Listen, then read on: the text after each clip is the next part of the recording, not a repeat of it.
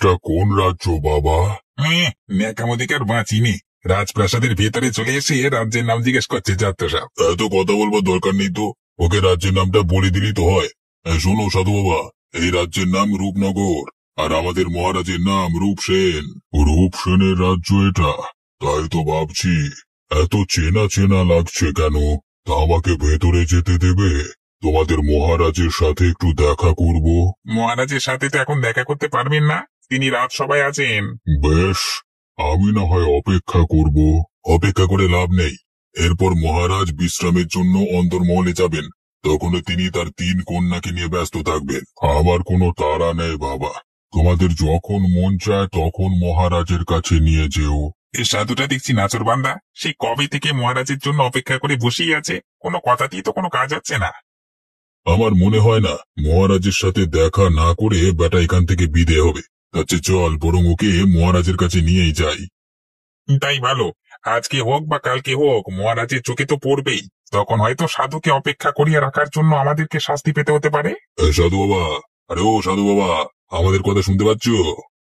কে কে ডাকে আমায়?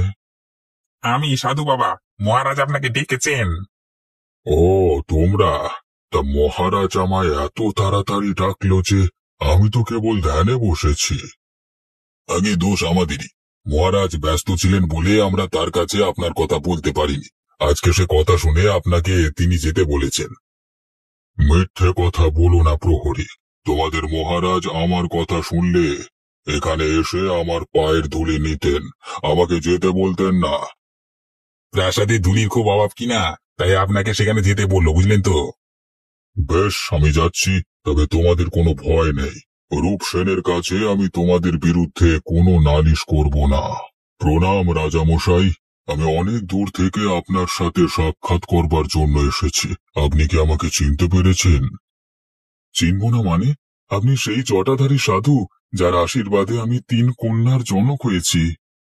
ঠিক বলেছেন মহারাজ, আমি সেই সাধু। আজ কদিন হলো আপনার কথা খুব মনে পড়ছে, তাই খুঁজতে খুঁজতে আপনার প্রাসাদে হাজির হলাম। এ আমার পরম সৌভাগ্য। আপনি আমার রাজবাড়িতে পায়ের ধুলো দিয়েছেন। তাছাড়া আমার কন্যারা অনেক বড় হয়েছে, একটিবার আপনার দর্শন পেলে তাদের জীবন ধন্য হয়ে যাবে। সব হবে মহারাজ, তার আগে আমার আহারের আয়োজন করো, আমি খুব ক্ষুধার্ত। হ্যাঁ হ্যাঁ, আমি এক্ষুনি আপনার রাজভোজের বন্দোবস্ত করছি। আপনি ততক্ষণে আমার সিংহাসনে আরাম করে বসুন। না না মহারাজ, আমি সিংহাসনে বসতে পারবো না। আমি এখানেই আসন পেতে বসলাম। যা খাওয়াবে তা এখানে নিয়ে এসো। খাবার কেমন হয়েছে প্রভু? আহ, এ যেন অমৃত, মুখে দেওয়া মাত্রই মিলিয়ে যাচ্ছে। কে রেঁধেছে এমন খাবার? আগে আগে আমার 3 কন্যা, মায়াবতী, লীলাবতী ও কঙ্কাবতী। তোমার কন্যাদের হাতে জাদু আছে, আশীর্বাদ করি ওরা সুখী হোক। আপনার আশীর্বাদে আমার কন্যারা চিরসুখী হবে বাবা। অনেক তো খেলাম, এবার একটু বিশ্রামের স্থান দাও পুত্র। হ্যাঁ হ্যাঁ, আমি এক্ষুনি আপনার জন্য সুখ আসনের ব্যবস্থা করছি।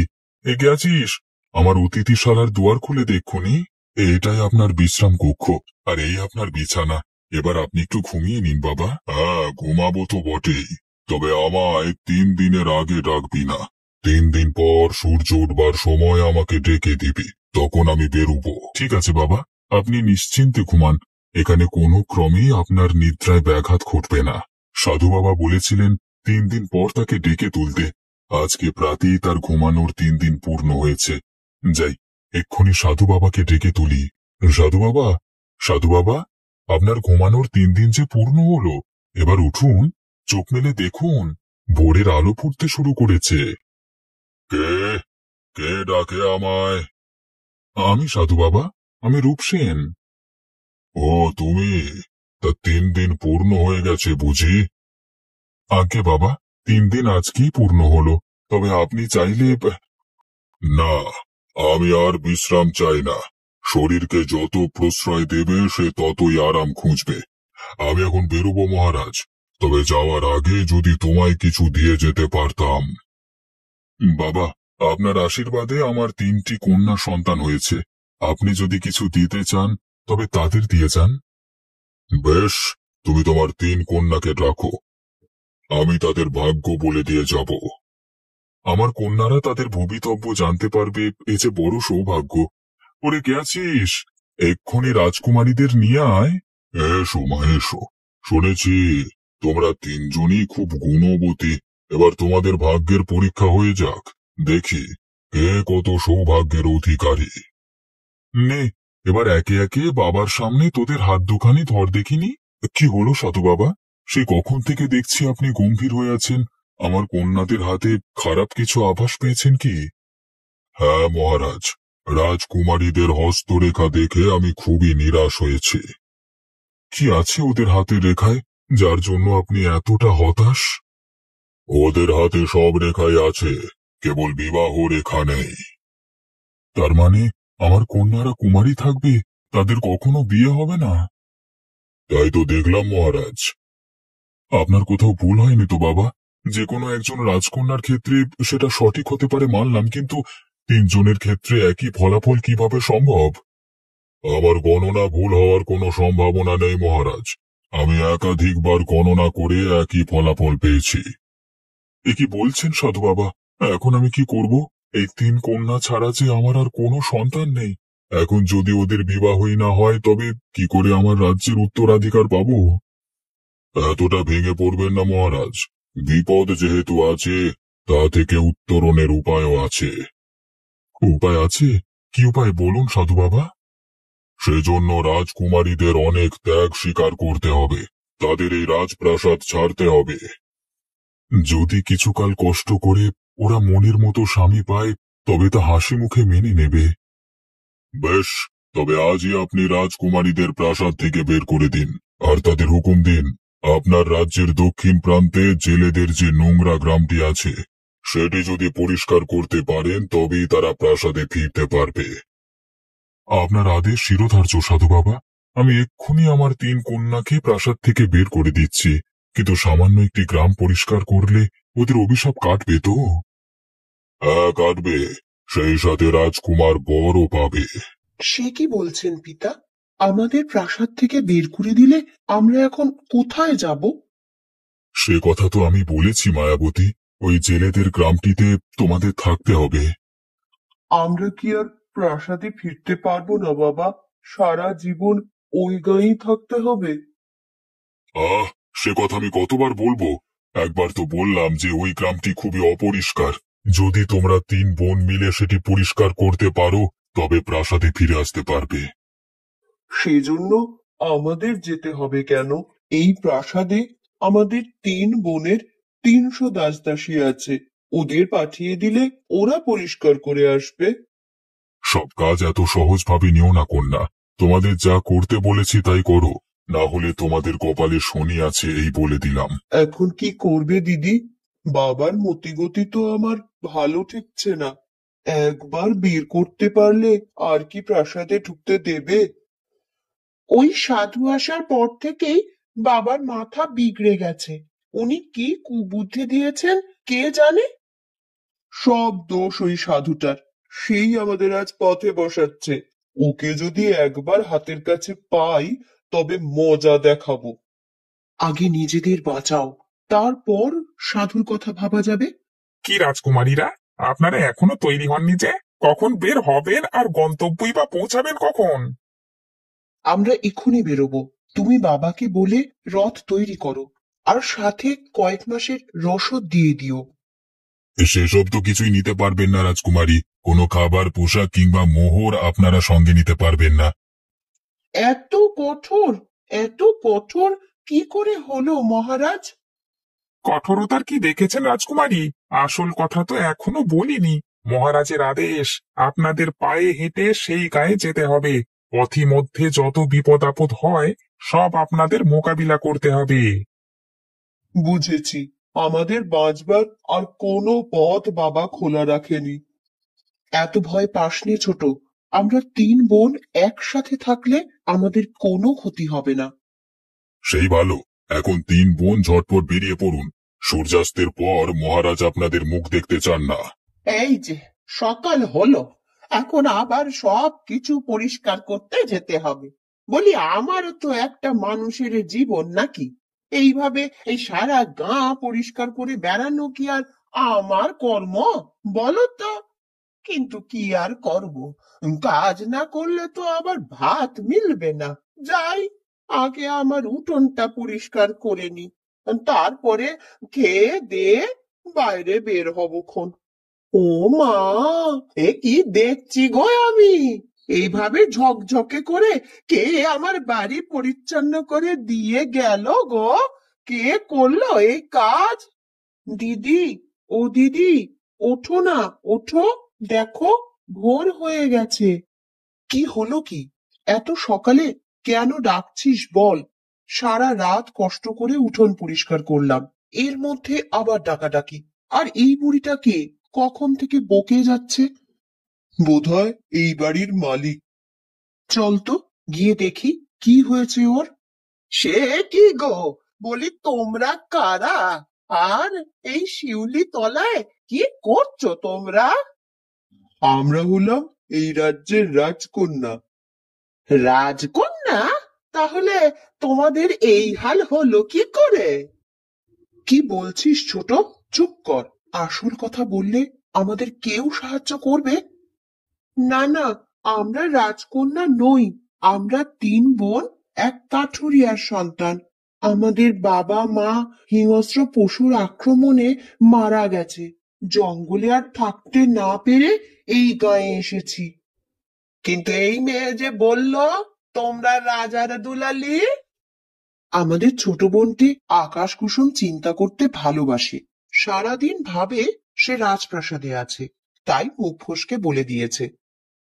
ও, তাই বলো। তা এই গায়ে যে এসেছ, থাকবে কোথায় আর খাবে কি? সেই জায়গায় তো খুঁজছি। তো দুটি বোন নিয়ে কোথায় যাব, কি করব, কিছুই ভেবে পাচ্ছি না। আপনি কি আমাদের একটু জায়গা দেবেন? আমাদের কাজ হয়ে গেলে আমরা চলে যাব। কাজ? কিসের কাজ? তোমরা কেন এখানে এসেছো বলো তো? গোপন কোনো দুরভিসন্ধি নিয়ে এসেছো নাকি, হ্যাঁ? কোনো অভিসন্ধি নিয়ে আসিনি আমরা। ও বলতে চেয়েছে ভালো কোনো কাজ পেলে আমরা চলে যাব। তা যাবে, আমি বা তোমাদের রাখতে যাব কেন বলো তো? শোনো মেয়েরা, এই জায়গাটা ভালো নয়, আর তোমাদের মতন রূপবতী মেয়েদের জন্য তো নয়ই। আমি তোমাদের আমার বাড়িতে আশ্রয় দিতে পারবো, কিন্তু ওই খাওয়া দাওয়া তোমাদের নিজেদের করতে হবে। এই কেমন কথা? আপনি না খাওয়ালে আমরা খাবো কি? উম, একেই বলে বসতে বললে শুতে চায়। আমি থাকতে দিচ্ছি, এটাই তোদের সাত জন্মের ভাগ্যি, বুঝলি? তা বটে, তা তো বটে। আপনি খুব ভালো মানুষ, তা তো দেখেই বোঝা যাচ্ছে। আমাদের তো আর সমুদ্রে ফেলে দেবেন না। তাই বলছিলাম কি, যদি কোনো কাজ দিতেন, যা করে আমরা তিনটি বোন খেয়ে পড়ে একটু বাঁচতে পারি। আমার কাছে তো তেমন কোনো কাজ নেই রে। তবে তোরা যদি চাস, আমার কাজে সাহায্য করতে পারিস। তাতে তোদের দুবেলা দুমুঠো ডাল ভাত জুটবে। আপনার কাজ? কি কাজ সেটা? আমি এই গ্রামের রাস্তাঘাট পরিষ্কার করি। আমাদের গ্রামটা এই খুব নোংরা কিনা, তাই প্রতিদিন এই কাজ করতে হয়। আরে, এই কাজের জন্যই তো আমরা এখানে এসেছি। দেখলে দিদি, কিভাবে একে একে সব মিলে যাচ্ছে। এখানে এসেছিস মানে? কারা তোরা, হ্যাঁ? আর কি চাস এখানে? তুমি ওর কথা এখনো বোঝোনি ঠাকুমা? ও বলতে চেয়েছে এমন সহজ কাজই আমরা খুঁজছিলাম। তোমার কাজ আমরা মন দিয়ে করব। এই কাজ সহজ? বেশ, কদিন কর, তারপরে বুঝবি মজা। এবার আমার সাথে আয় দেখে নি, আমি তোদের ঘর দেখিয়ে দিচ্ছি।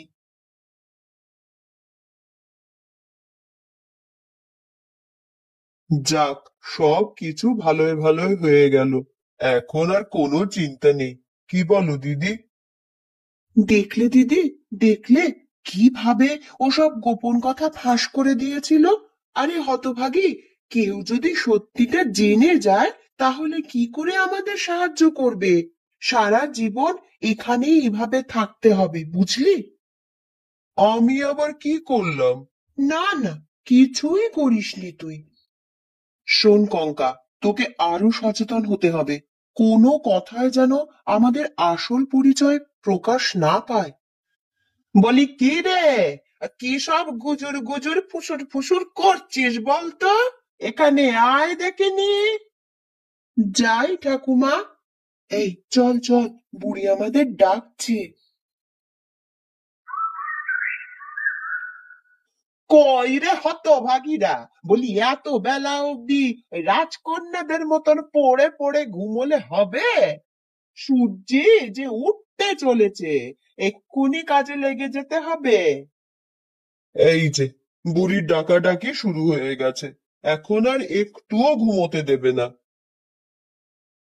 আর ঘুমিয়ে কাজ নেই, এক্ষুনি ঝাড়ু গামলা নিয়ে বের হতে হবে। বাবা কি বলেছিল মনে নেই? যদি গাঁখানি এক্কেবারে পরিষ্কার করতে পারি তবেই আমাদের প্রাসাদে ফিরিয়ে নেবে। হ্যাঁ হ্যাঁ, তাই চলো। এখন কাজ শুরু না করলে শেষ করা যাবে না। তা তোদের সাজগোজ হলো?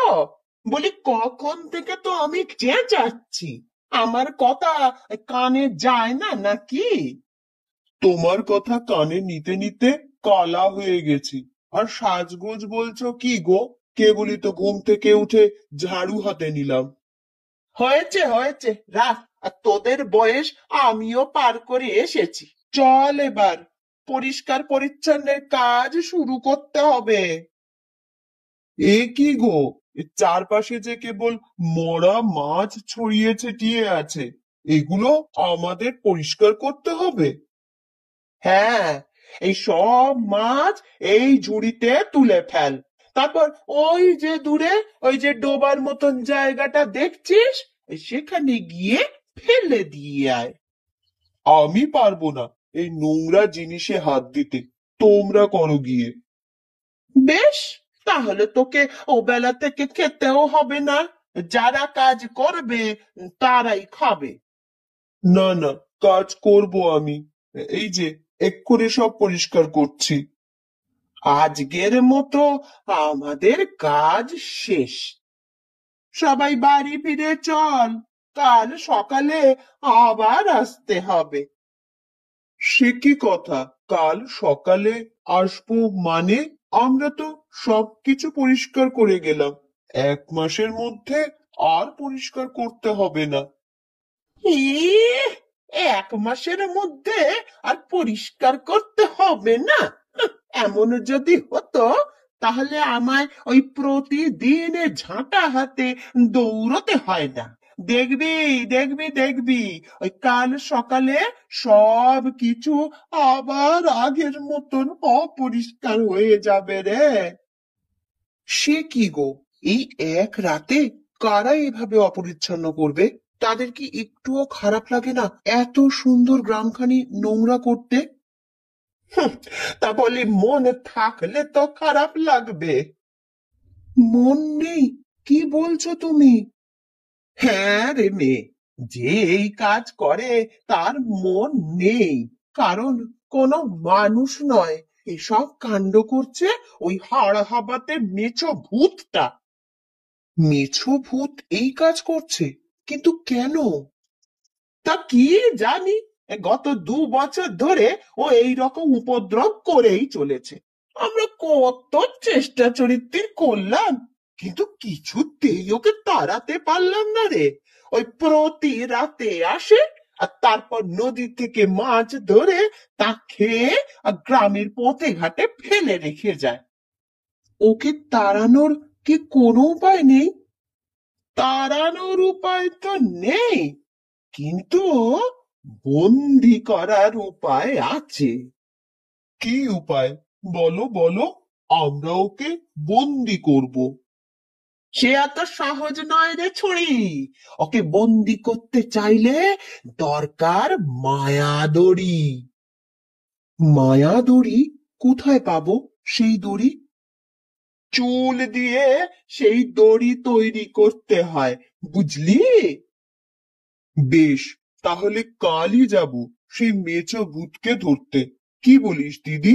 আমাদের যে চুল আছে তা দিয়ে শক্ত একটা দড়ি তৈরি করা যাবে। হ্যাঁ, তুই গেলি আর সে এসে তোর হাতে ধরা দেবে এমনটা ভাবিস নে। ওকে ধরতে হলে কিছু কৌশলে জানতে হবে। কি কৌশল বলো? আমরা ওকে ধরতে চাই। শোন তবে।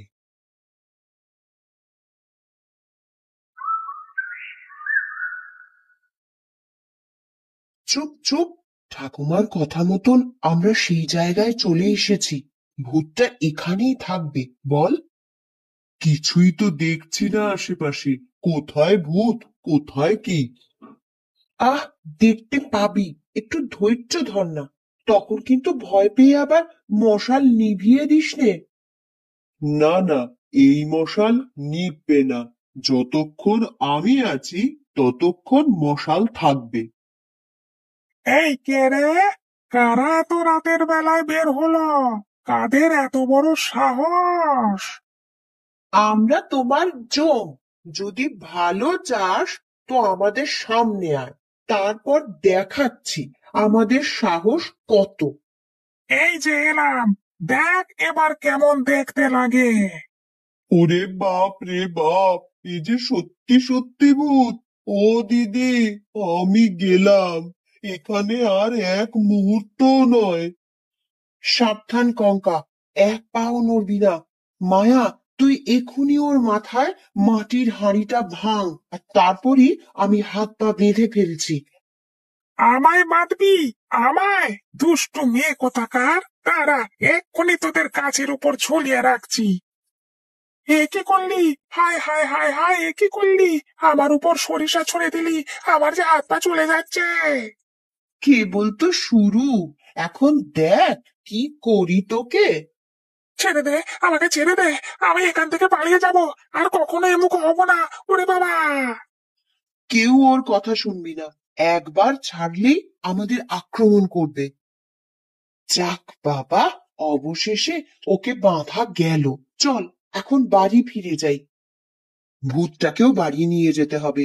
কোনোভাবে এখান থেকে ছুটতে পারলে আবার আমাদের ক্ষতি করতে চাইবে। সেই ভালো। চল চল, ওকে বরং চ্যাংদোলা করে ধরে নিয়ে যাই। এই, এই কে আছিস রে? বলি এক্ষুনি এদিকে আয় রে তোরা। দেখে যা, দেখে যা এখানে কি অলক্ষণে কাণ্ড ঘটেছে। কি হয়েছে ঠাকুমা? এই সাত সকালে চেঁচামেচি শুরু করলে কেন? কি হয়নি সেটা বল।